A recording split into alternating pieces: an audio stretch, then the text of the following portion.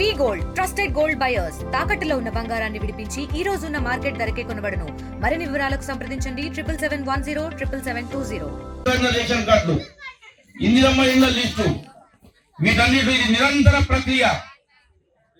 నేను నిన్న కూడా ఎంఆర్ఓల్ని, ఎండిఓల్ని, ఆర్ఐల్ని, ఏఓల్ని అందరినీ పిలిపించి రేషన్ కార్డు రేపు ఎవరికైతే వస్తుందో అంతతోనే ఆగదు.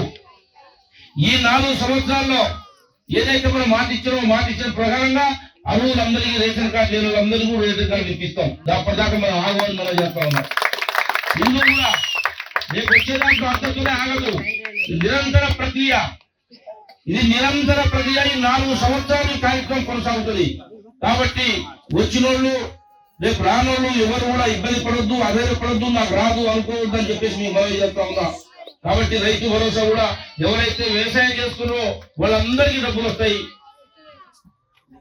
కాబట్టి దానికి సంబంధించిన పరిహార పథకంలో ఉన్న భూములు ఉన్న కూడా 12,000 రూపాయలు ప్రభుత్వం ఇవ్వాలని చెప్పేసి నిర్ణయించాం. అవి కూడా రేపు 20 తారీఖున 26 నుంచి మీకు వస్తాయి. కాబట్టి మీరు గెలిపించిన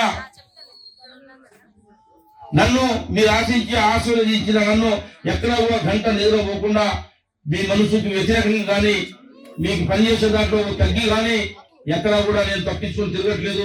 నేను కూడా ఈ గ్రామాల ఈ ప్రాంతంలో ఉన్న నాయకులు అందరికీ కూడా మనవి చేస్తా ఉన్నా, నేను ఎక్కడా కూడా పొరపాటు చేయట్లేదు.